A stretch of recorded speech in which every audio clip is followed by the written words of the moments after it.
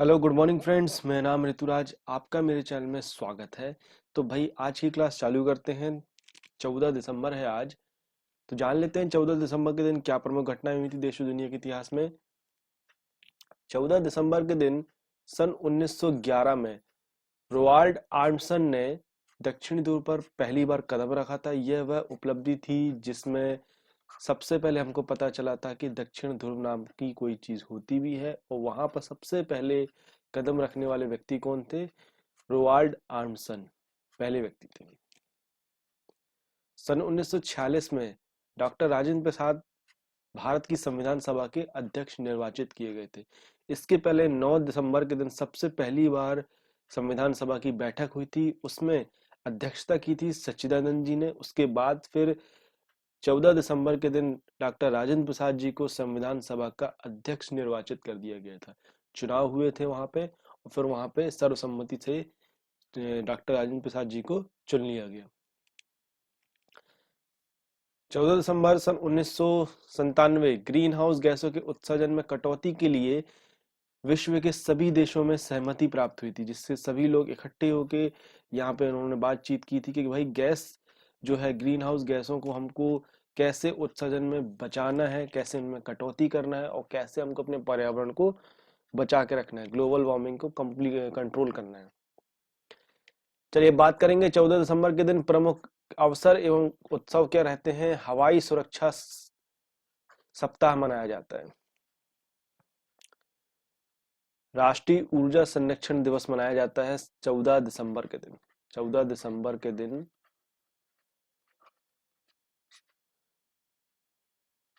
14 दिसंबर के दिन राष्ट्रीय ऊर्जा संरक्षण दिवस मनाया जाता है। अखिल भारतीय हस्तशिल्प सप्ताह मनाया जाता है 8 से लेके 14 दिसंबर के बीच में। तो दोस्तों, कल संडे था। संडे को हमारी रेगुलर क्लास नहीं रहती है, परंतु हम फिर भी जानते हैं कि 13 दिसंबर के दिन, संडे के दिन मतलब, क्या प्रमुख घटनाएं हुई थी देश और दुनिया के इतिहास में, उनको देखेंगे हम। 13 दिसंबर सन 1232 में गुलाम वंश के शासक इल्तुतमिश ने ग्वालियर पर कब्जा किया था। तो चलिए, एक और हमको काम की चीज क्या मिल गई कि गुलाम वंश का जो स्थापना थी, ये किसने किया था? इल्तुतमिश ने किया था। अब इनको गुलाम वंश क्यों बोला जाता था? क्योंकि क्या था कि ये जो थे, ये सर्वेंट थे, एक गुलाम थे। उसके बाद फिर इन्होंने अपने एक शासन का, एक वंश की शुरुआत की, इसलिए इस पूरे वंश को गुलाम वंश बोला जाता था। सन 1981 में पोलैंड में आपातकाल की घोषणा की गई थी। सन 1981 में 1996 में कोफी अन्नान संयुक्त राष्ट्र के महासचिव बने थे। सन 2001 में भारतीय संसद पर आतंकवादियों ने हमला किया था। ये बहुत ही एक हृदय विदारक घटना थी, जिसमें भारतीय संसद पर आतंकवादियों ने हमला किया था, और उसके तार सीधे सीधे जुड़े हुए थे पाकिस्तान के साथ में। सन 2003 में भूतपूर्व इराकी राष्ट्रपति सद्दाम हुसैन को उनके गृह नगर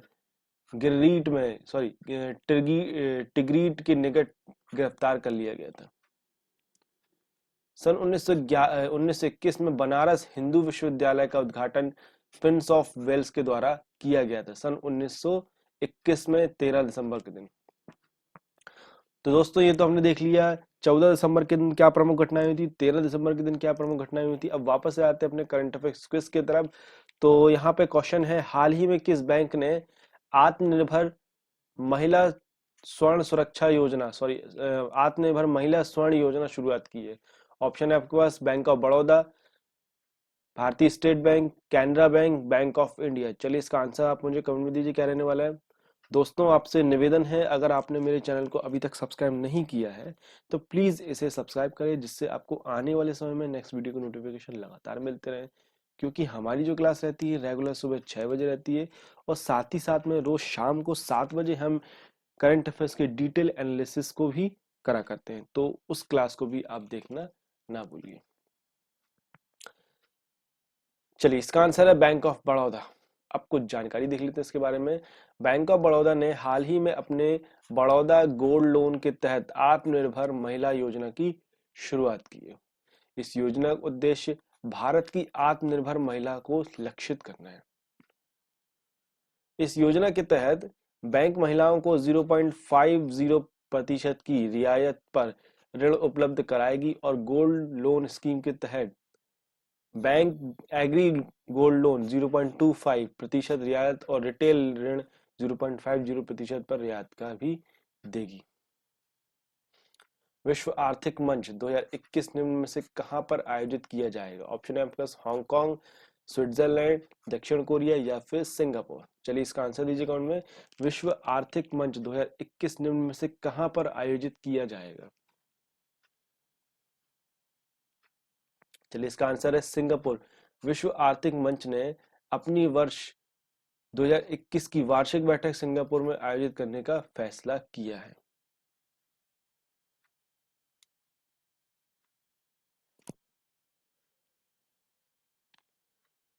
इससे पहले ल्यूसन बर्गेनस्टॉक स्विट्जरलैंड में 13 से लेकर 16 मई 2021 के दौरान आयोजित करने के लिए निर्धारित किया गया था, परंतु अब यहाँ पर डिसाइड कर दिया गया है कि विश्व आर्थिक मंच की जो बैठक है 2021 में होनी है, सिंगापुर में होनी है और इसकी डेट जो है 13 से लेकर 16 मई 2021 के दौरान होने वाली है। परंतु इसके पहले ये डिसाइड किया गया था ल्यूसन बर्गेनस्टॉक स्विट्जरलैंड में होनी थी, परंतु अब ये डिसाइड कर दिया गया है कि स्विट्जरलैंड में होनी वाली है।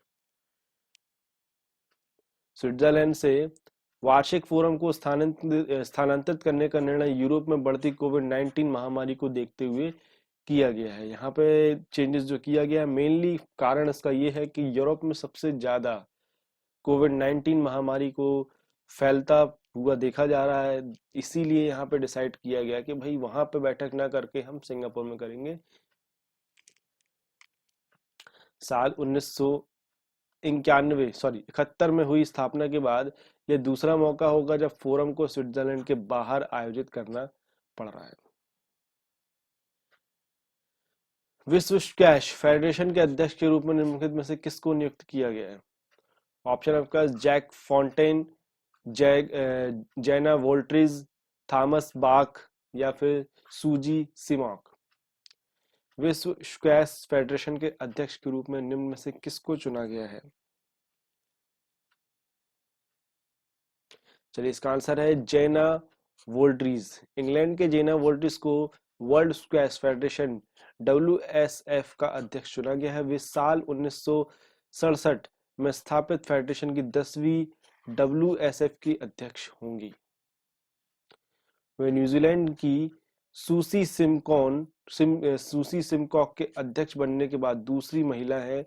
वे फ्रांस में निवर्तमान अध्यक्ष जैक्स फॉन्टेन की जगह लेंगी। चलिए यहाँ पे हमको काम की चीज क्या मिल गई कि इसके पूर्व अध्यक्ष कौन है? Jacques Fontaine. वे इससे पहले 2013-2019 के दौरान यूरोपीय स्क्वैश फेडरेशन के अध्यक्ष के रूप में 6 साल काम कर चुकी हैं। मानव अधिकार दिवस 2020 के लिए क्या विषय रखा गया था? ऑप्शन है आपके पास, बताना है आपको। फिर से बेहतर मानव अधिकारों के लिए खड़े हो जाओ, मानव अधिकारों के लिए युवा कदम उठाएं, ह्यूमन राइट्स 365, आपके अधिकारों के लिए काम करते हुए 20 वर्ष। तो यहाँ पर मानव अधिकार 2020 का विषय क्या था ये आपको बताना, थीम क्या थी? चलिए इसका आंसर है फिर से बेहतर मानव अधिकारों के लिए खड़े हो जाओ। हर साल दिसंबर महीने की 10 तारीख को दुनिया भर में मानव अधिकार दिवस मनाया जाता है।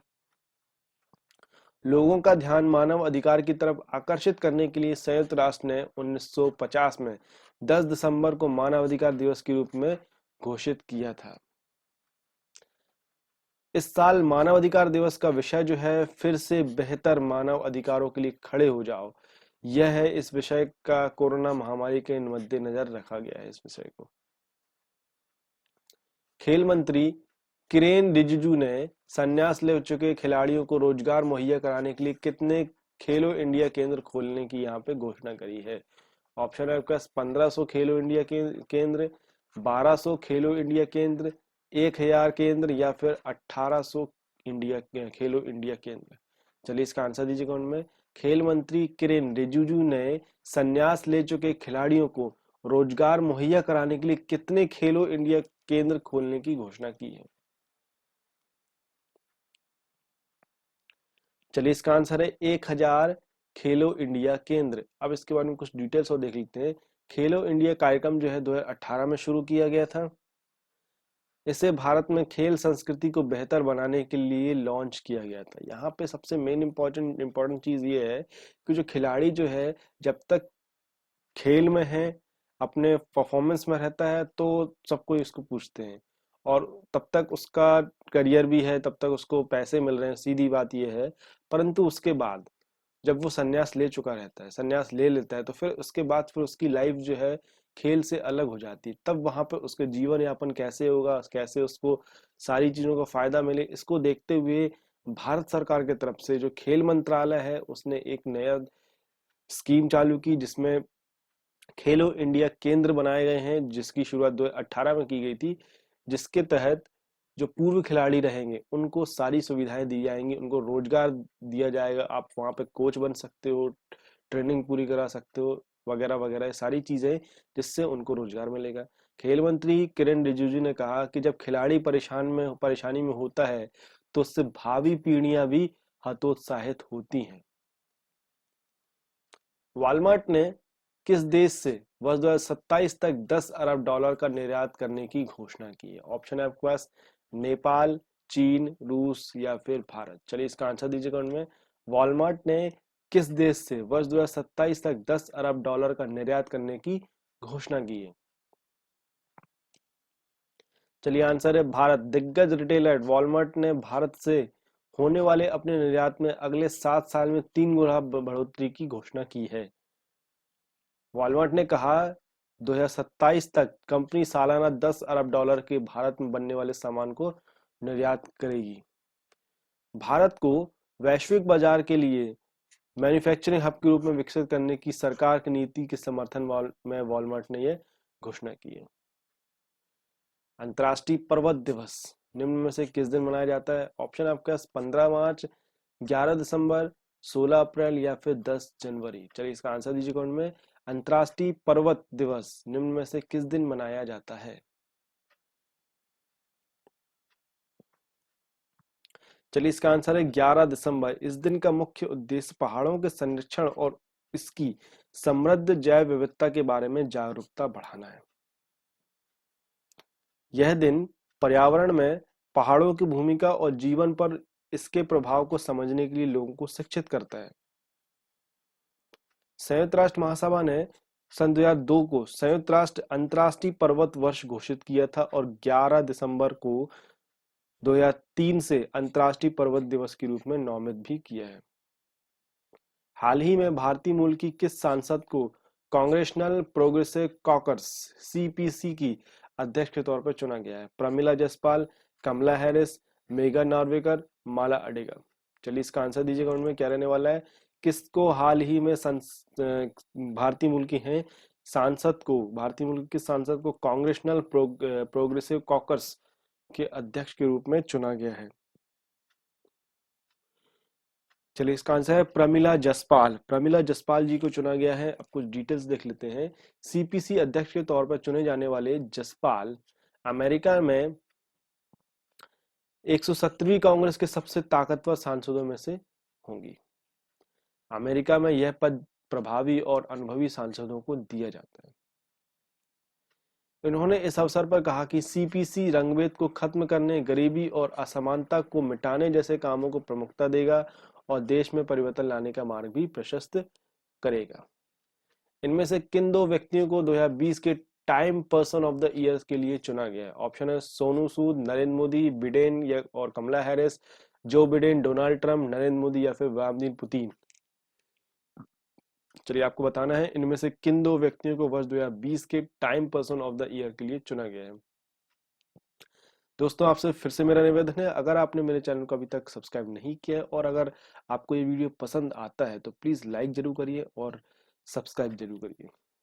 और साथ ही साथ में आप मुझे कमेंट करके बताइए कि आपको वीडियो कैसा लगा है और क्वेश्चंस के आंसर जो है आप मुझे कमेंट में करते चलिए। तो यहाँ पे क्वेश्चन है किन दो व्यक्तियों को वर्ष 2020 के Time person of the year के लिए चुना गया है? चलिए आंसर है जो बिडेन और कमला हैरिस। टाइम पत्रिका ने नवनिर्वाचित अमेरिकी राष्ट्रपति जो बिडेन और उपराष्ट्रपति कमला हैरिस को वर्ष 2020 के पर्सन ऑफ द ईयर के तौर पर नामित किया है। जो बिडेन और कमला हैरिस ने नवंबर 2020 में अमेरिकी राष्ट्रपति चुनाव में अमेरिकी राष्ट्रपति डोनाल्ड ट्रंप को हराकर इतिहास रच दिया था। टाइम पत्रिका ने 16 वर्षीय क्लाइमेट एक्टिविस्ट ग्रेटा थुनबर्ग को वर्ष 2019 का पर्सन ऑफ द ईयर भी चुना है। किस टेलीकॉम कंपनी ने हाल ही में दुनिया की पहली सैटेलाइट आधारित नैरो बैंड IoT नेटवर्क सेवा शुरू की? ऑप्शन है आपका जियो, BSNL, VI या फिर एयरटेल। चलिए इसका आंसर दीजिए कमेंट में। किस टेलीकॉम कंपनी ने हाल ही में दुनिया की पहली सैटेलाइट आधारित नैरो बैंड IoT नेटवर्क सेवा शुरू की है? चलिए इसका आंसर दीजिए कमेंट में। आप लोगों को इस क्वेश्चन का आंसर का श्योरिटी लग रही होगी कि जियो होगा, बट मैं आपको थोड़ी सी हिंट दे देता हूँ कि जियो नहीं है यहाँ पर। ठीक है, इस क्वेश्चन का आंसर जो है वो जियो नहीं है। बाकी के बचे हमारे पास 3 ऑप्शन, तो आप इसमें से बताइए 3 ऑप्शन में से कौन सा रहेगा। चलिए इसका आंसर है BSNL, unexpected. Bharat Sanchar Nigam limited ने सैटेलाइट आधारित नैरो बैंड IoT नेटवर्क उपकरण सेवा शुरू कर दी है। इसकी वजह से देश की समुद्र सीमा के अंदर किसी भी स्थान से फोन लगाया जा सकेगा जहां मोबाइल टावर भी नहीं है। यह दुनिया की पहली उपग्रह आधारित IoT नेटवर्क सेवा है जिसे अमेरिका की स्काइलो कंपनी के साथ पार्टनरशिप में शुरू किया गया है। हाल ही में कौन भारतीय अभिनेता 2020 के ग्लोबल एशियन सेलिब्रिटी चुने गए हैं? ऑप्शन आपके पास शाहरुख खान, आमिर खान, रणवीर सिंह या फिर सोनू सूद। हाल ही में किस भारतीय अभिनेता को 2020 के लिए ग्लोबल एशियन सेलिब्रिटीज के रूप में चुना गया है? चलिए इसका आंसर है सोनू सूद। सोनू सूद को 2020 के लिए ग्लोबल एशियन सेलिब्रिटीज के रूप में चुना गया है। इन्होंने सारे जो बड़े बड़े जो एक्टर हैं भारतीय बॉलीवुड के, उन सभी को पीछे छोड़ दिया। क्यों छोड़ दिया? क्योंकि इन्होंने मानवता दिखाई। अभी हाल ही में जो कोरोना बीमारी की लॉकडाउन के बाद जो प्रवासी मजदूर जो थे परेशान थे अपने घरों को जाने के लिए, लोगों के पास व्यवस्थाएं नहीं थी, तब सोनू सूद ने आगे बढ़कर उन सभी की हेल्प की और जिनको बहुत ज्यादा जरूरत भी थी तो उनको फ्लाइट से भी भेजा उन्होंने अपने घर। तो यहाँ पे ये अपने आप में एक अद्वितीय वर्क था, एक अनोखा काम था जिसको करके उन्होंने जो भारतीय लोग हैं उन सभी का दिल जीत लिया और अपने जगह लोगों के बीच में बनाई। और इसको देखते हुए यहाँ पे संयुक्त राष्ट्र संगठन ने भी इनको सम्मानित किया है और यहाँ पे 2020 के लिए ग्लोबल एशियन सेलिब्रिटीज के रूप में भी चुना गया है। दोस्तों ये तो हमने देख लिया आज के करंट अफेयर्स के क्विज, देख लिया हमने, कुछ डिटेल्स देख ली यहाँ पे कि क्या 14 तारीख को प्रमुख घटनाएं हुई थी, 13 तारीख को क्या प्रमुख घटनाएं हुई थी। तो आपसे निवेदन है कि मेरी जो सेकंड क्लास होती है रोज शाम को 7 बजे होती है, जिसमें हम करंट अफेयर्स के डिटेल्स को एनालिसिस करते हैं, उसको आप देखना ना भूलिए। और आपसे निवेदन है अगर आपको ये वीडियो पसंद आता है तो प्लीज़ लाइक जरूर करिए और साथ ही साथ में मुझे कमेंट करके बताइए कि आपको ये वीडियो कैसा लगा। और कुछ अगर आप सलाह देना चाहते हैं, कुछ अगर आप चाहते हैं कि कुछ उसमें चेंजेस किए जाए तो आप मुझे प्लीज़ कमेंट करके बताइए, उसको हम निश्चित तौर पर उसके बारे में विचार करेंगे। Thank you.